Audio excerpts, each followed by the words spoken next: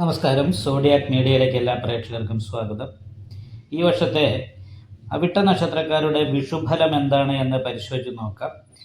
മീനശനി മിഥുന വ്യാഴം 1201 ആണ്ട് മേടമാസം 1-ാം തീയതി ഉദയാദി 5:47 വിനാഴികയ്ക്ക് ചതയ നക്ഷത്രവും കൃഷ്ണപക്ഷ ദ്വാദശി തിഥിയും പന്നികർണവും ശുഭ്രനാമ നിത്യചന്ദ്രാർഘ യോഗവും കൂടിയ ദിവസം കുംഭക്കൂറിൽ ഇടവലഗ്നത്തിൽ ജലഭൂതോദയത്തിലാണ് ഈ വർഷത്തെ വിഷു സംക്രമം വരുന്നത്. അപ്പോൾ ഈ വർഷത്തിൽ അവിട്ട നക്ഷത്രക്കാരെ സംബന്ധിച്ചിടത്തോളം വിഷുഫലം അത്ര അനുകൂലമായ ഗുണഫലത്തെ അല്ല കൊടുക്കുന്നത്. കാരണം എന്താ വെച്ചിട്ടുണ്ടെങ്കിൽ വരുമാനം എത്രയാണോ ചെലവും അത്രയ്ക്ക് തന്നെ വരിക എന്ന് പറയുന്നൊരവസ്ഥയാണ്. അപ്പോൾ വരവും ചെലവും തുല്യമായിരിക്കുന്ന ഒരു വർഷമാണ്. അതേപോലെ തന്നെ ശൂല ഷൽക്കങ്ങളിൽ ആദിശൂലമാണ്.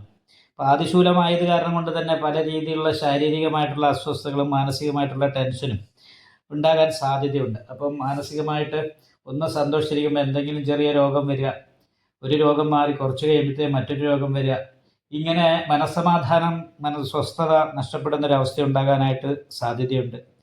ശാരീരികമായിട്ടുള്ള ക്ഷീണാവസ്ഥ വർദ്ധിക്കാനായിട്ട് സാധ്യതയുള്ള സമയമാണ്. അപ്പോൾ അതൊക്കെ കൊണ്ട് തന്നെ വളരെ ശ്രദ്ധിച്ച് മുന്നോട്ട് പോകേണ്ട ഒരു വർഷമാണ്. അപ്പോൾ വിഷുഫലപ്രകാരം ചെലവ് എത്രയാണോ അത്ര തന്നെ വരുമാനം ഉണ്ടാവുള്ളൂ. അപ്പോൾ മിച്ചമായിട്ട് 10 രൂപ മാറ്റി വയ്ക്കാൻ ഉണ്ടാകില്ല. അനാവശ്യമായിട്ടുള്ള രോഗവർദ്ധന കൊണ്ടൊക്കെ ചെലവ് കണ്ടമാനം വർദ്ധിക്കാനായിട്ട് സാധ്യതയുണ്ട്. അതിൽ തന്നെ അവിട്ട നക്ഷത്രത്തിൻ്റെ ആദ്യത്തെ 30 നാഴിക വരുന്നത് മകരക്കൂറിലും ശേഷം 30 നാഴിക വരുന്നത് കുംഭക്കൂറിലുമാണ്. അപ്പോൾ മകരക്കൂറുകാരെ സംബന്ധിച്ച് ഇപ്പോൾ 6-ലാണ് വ്യാഴം സഞ്ചരിക്കുന്നത് എങ്കിൽ പോലും ജൂൺ മാസത്തിന് ശേഷം നിവർത്തി സ്ഥാനത്തേക്ക് വരുന്നത് കൊണ്ട് കുറച്ച് ദൈവാധീനം വർദ്ധിക്കും. 3-ൽ ഇഷ്ടസ്ഥാനത്താണ് ചന്ദ്രലഗ്നാധിപതിയായിരിക്കുന്ന ശനി സഞ്ചരിക്കുന്നത്.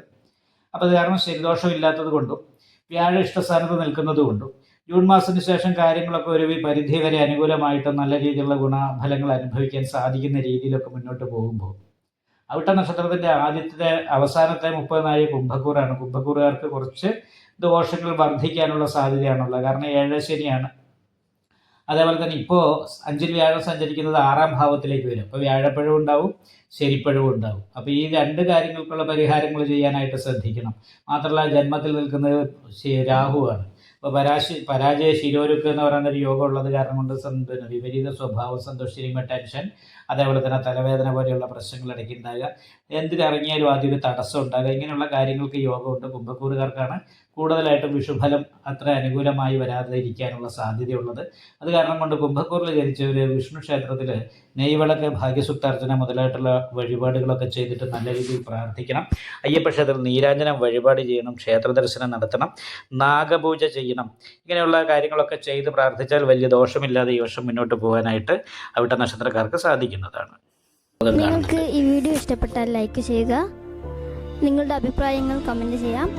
ജ്യോതിഷവുമായി ബന്ധപ്പെട്ട കൂടുതൽ കാര്യങ്ങൾ അറിയാൻ ഈ ചാനൽ സബ്സ്ക്രൈബ് ചെയ്യുക. ഞങ്ങളുടെ ഓൺലൈൻ കൺസൾട്ടൻസി നമ്പർ താഴെ ഡിസ്ക്രിപ്ഷൻ ബോക്സിൽ കൊടുത്തിട്ടുണ്ട്. ആവശ്യമുള്ളവർക്ക് കോൺടാക്റ്റ് ചെയ്യാവുന്നതാണ്.